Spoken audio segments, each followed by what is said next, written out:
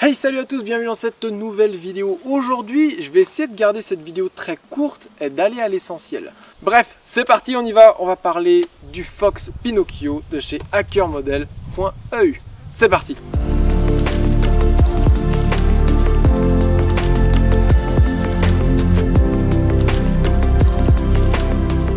Donc alors, première chose, un immense merci à hackermodel.eu de m'avoir envoyé ce modèle parce que sans les marques comme ça qui m'envoient leur planeur, tout simplement je ferais beaucoup moins de vidéos. Donc voilà, un immense merci à eux. Et non, ce n'est pas parce qu'on m'envoie un planeur gratuitement que je suis forcé de faire une review dessus. Si le modèle ne me plaît pas, tout simplement vous ne le sauriez pas parce que je n'en parlerai pas. Je ne dirai même pas que j'ai reçu ce modèle. Donc voilà, je fais une vidéo sur celui-là. Premier indice, il me plaît beaucoup. Donc le Fox Pinocchio de chez Hackermodel. Comme je l'ai dit, je vais faire une vidéo courte, donc en gros ça va être quasiment la conclusion en fait de cette vidéo avant de passer au clip de vol, parce que oui, j'ai fait des beaux clips de vol avec ce planeur. Je me suis fait une super session pente dans du vol un petit peu à la dynamique, un petit peu au thermique, parce que ce planeur thermique très bien. Mais on va parler des caractéristiques de vol juste après. Je vais d'abord vous parler des caractéristiques techniques.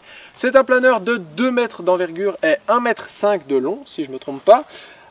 Il fait 709 grammes prêt à voler, et ça c'est génial parce que du coup, on n'est pas concerné par cette loi drone.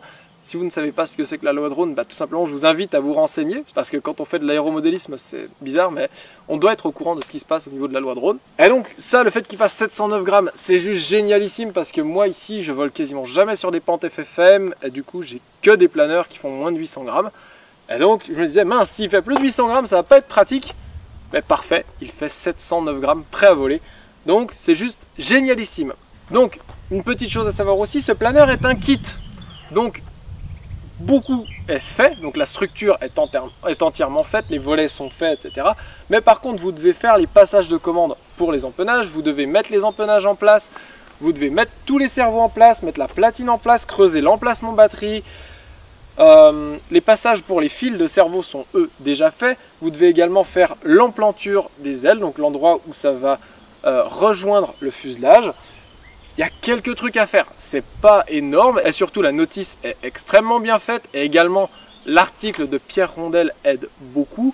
Donc sachez-le, c'est toute une série, c'est ce qu'on appelle la série SKG chez Hackermodels. Donc il y a des Swift, il y a des Fox, il y a des Blahnik, il y a des Lunac, bref, il y a plein de modèles différents de planeurs. Allez regarder sur leur site, ce sera plus vite qu'énumérer tous les modèles. Et donc Pierre Rondel, lui, a eu le Swift et a fait un super article dessus. Donc je vous invite à aller le voir, le lien est dans la description. Et comme ça, si vous voulez plus de détails, tout simplement, en général, ce sera marqué dans son article. Donc ensuite, au niveau des matériaux, c'est un planeur entièrement en EPP. L'EPP, c'est du polypropylène expansé. C'est un type de polystyrène qui est assez souple et résistant. Ce qui fait qu'en général, c'est un type de matériau très utilisé pour les planeurs orienté débutant, tout comme celui-là. Ça va vous ressembler à un planeur de voltige, c'est un planeur vraiment orienté débutant. Et je peux vous le dire tout de suite que c'était l'objectif de Hackermodels, que ce soit un planeur pour débutants, et ils ont très bien réussi. C'est un planeur très gentil, c'est un planeur stable, et c'est également un planeur qui thermique bien.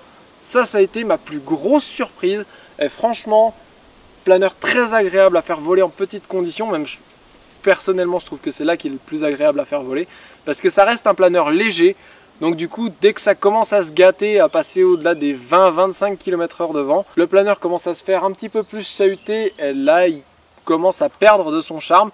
Mais en gros, entre 5 et 20 km/h de vent, c'est vraiment là son domaine de prédilection, et vous pouvez faire de la voltige de base. Ce n'est pas un grand voltigeur, mais vous pouvez faire de la voltige de base, vous pouvez faire du vol thermique et surtout du vol détente. C'est un modèle extrêmement gentil, ça ne va pas être un modèle vif et extrêmement précis comme un modèle tout fibre, mais ça va être un modèle très gentil, très simple à faire voler. Vous suivez les réglages recommandés soit par Pierre Rondel, soit par la notice, et vous verrez que le modèle vole extrêmement bien. C'est tout gentil, ça pardonne, bref, c'est tout ce qu'on demande pour un planeur type débutant. Ça ne sera pas un premier modèle, d'accord? Dites-vous ça, si vous n'avez jamais piloté avant, ce n'est pas un premier modèle à prendre. Je vous recommande plutôt de prendre quelque chose d'extrêmement stable et d'extrêmement gentil. D'accord? Plutôt un 2 axes avec beaucoup de dièdre. ou le mieux c'est d'aller en club, que les gens vous apprennent à piloter.